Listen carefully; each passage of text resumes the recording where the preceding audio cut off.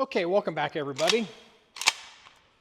Wanted to do a update here on just a little fun project I'm working on around here at the John 1911 Armory and Range.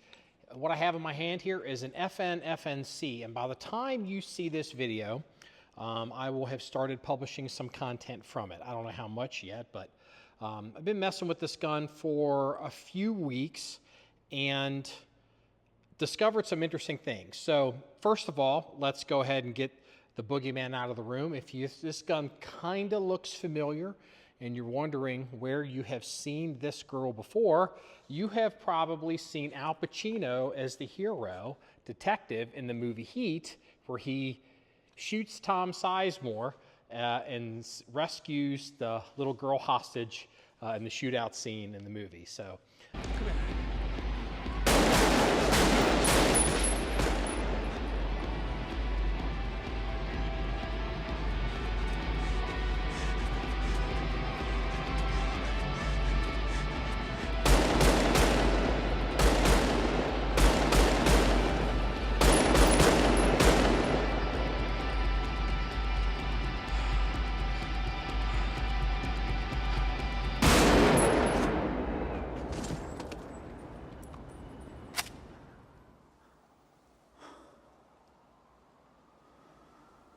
The protagonist in that movie was carrying an FNC.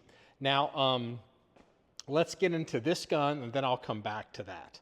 So this particular example was brought in as a sporter, so 223 Remington Sporter. Who brought this in? Gun South in Trussellville, Alabama. So I'm not going to say the gun was unfired when we bought it, but it was definitely not used very much. We have probably shot this gun more since we've owned it than any previous owner in its history. We've had the gun for a while. So why I'm inclined to mess with the gun now is there's a company out there called Stormworks. I think Stormworks is a neat company. Now, like, full disclosure, we don't have a relationship with Stormworks. Like, we bought something from them and they sent it. So they seem to be a company, a little boutique company. I think, for all I know, they're a billion-dollar company, but they seem like a boutique company, and they make accessories for out-of-production, hard-to-get guns. And in this case, they made a scope rail, optics rail for the FNC. I was probably never going to find an original FNC rail. And even if I did, it was going to be so expensive, it almost wouldn't have been worth the time. But Stormworks made this, and we put it on a gun. Is that marked on both sides? Is marked on one side. So here is the up close of one side there, and then here is the up close on the other. And you will see Stormworks has a little maker's mark on their rail. Now, how this system works, again, this is a gun from the 70s. So basically, the front of the rail goes into a receiver hole here at the front of the receiver. A double use of the word receiver. So the rail goes into a hole at the front of the receiver, and then there is I don't know what you'd call that system, where you have a block here at the bottom, screwed it at the top, and as you squeeze it, it pinches it in, and there's a torque setting on it. So we were able to get, a scope or a red dot on this gun. I like red dots on like tactical rifles.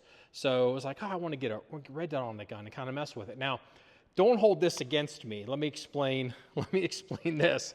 So you are not reading that incorrectly. That is a cheap-ass Bushnell red dot on top of an FNC. And I'm sorry, internet. Let me see if I can find. Look, I've got good red dots and magnifiers and all kinds of stuff. Aim point right there. Aim point right there behind me. Let me get this started. There's an aim point right there. Like, why the hell did I put the aim point on this gun? Well, all the nice red dots that I have all have risers on them. And if you look at this gun, let's back it up a little bit, you will notice that the angle of this stock is more like a sporting stock and not like a straight AR-15 type stock. So this already sits relatively high than if I had with a riser. And so I was like, well, do I want to be taking the nice riser off my nice red dots? I'm like, fuck, I just didn't think about it. So I'm looking around, like, damn, do I have any red dots that don't have risers on them and I could put on a rifle? And I had shelved this piece of crap. We had gotten this some years ago because a person that worked here in the past wanted to try them, and they were shit and blinked out, all kinds of issues. But I was like, it's sitting on the shelf. I'll throw it on, and I got it zeroed. I got a 200-yard zero on it, 200-yard battle zero on it, and so yeah, that works. I'm not saying it's going to stay on there, but it enabled me to do a couple things. So first thing is the Stormworks rail, I guess I had made a mistake. It's not a big deal. So I had put the rail on, got the torque setting from Stormworks, torqued it down, but when I started shooting the gun, I kind of had some issues chasing a little bit of zero, and eventually I was like, oh shit, this thing's moving. So torqued it again and realized maybe there was some FOD or some paint or something, but I apparently didn't have the rail seated correctly 100% in the gun, and so that caused it to walk. Well, a couple hundred rounds since then, hasn't walked at all. It's been great. I could probably even put a scope on it. So there's that. So the second thing is, what I've noticed with this gun, can't tell on video, and if you're not a regular that knows me, I'm not the smallest guy on the internet. So, I mean, I'm not the biggest guy. I'm 6'1", I have large hands, and I have a fairly wide wingspan. And the length of pull on this gun is almost retarded. Let's see if I can show this. The stock, so, because I'm not going to take it vertical because you won't be able to see it. So to get the length of pull for me to get in my hand, for a proper length of pull, for me to park my hand without canting my hand, I'm barely on the trigger. So I basically have to turn my hand to reach the trigger. The length of pull is so long on this thing, it's like, oh crap. And then I'm looking at the back of this, is like, is that adjustable? I don't know. I haven't looked. So if you know anything about FNCs,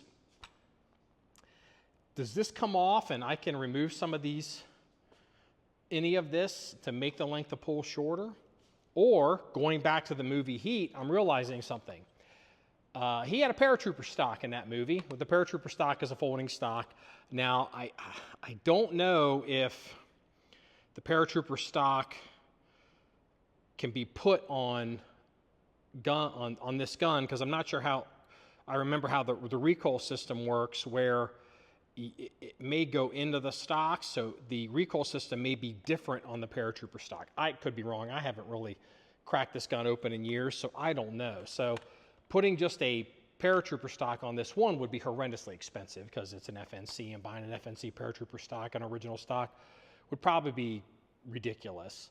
The second question is, I will see, maybe Stormworks has some kind of little adapter. They make all kinds of adapters for stocks for different guns. Maybe there's some kind of adapter just so I can put a shorter stock on this just to shoot drills and kind of play with it. Then when I'm done, put the original stock back on and put it back into the armory as a reference gun. So everything is so long on this. When I go to shoulder the gun, when I'm shooting, braking, running, trying to come back up to reset, sometimes I'm kind of having to cant the rifle. I mean, I literally am like this. I'm either having to turn to get up on the gun, or I'm going to have to cant the gun because I can't get behind it to get behind the red dot because of the length of pull. So, I mean, you can just kind of look at this thing here. It's kind of bad. So what's my summation here? Al Pacino in the movie He carried an FNC. Al Pacino, my understanding, is not 6'1" tall.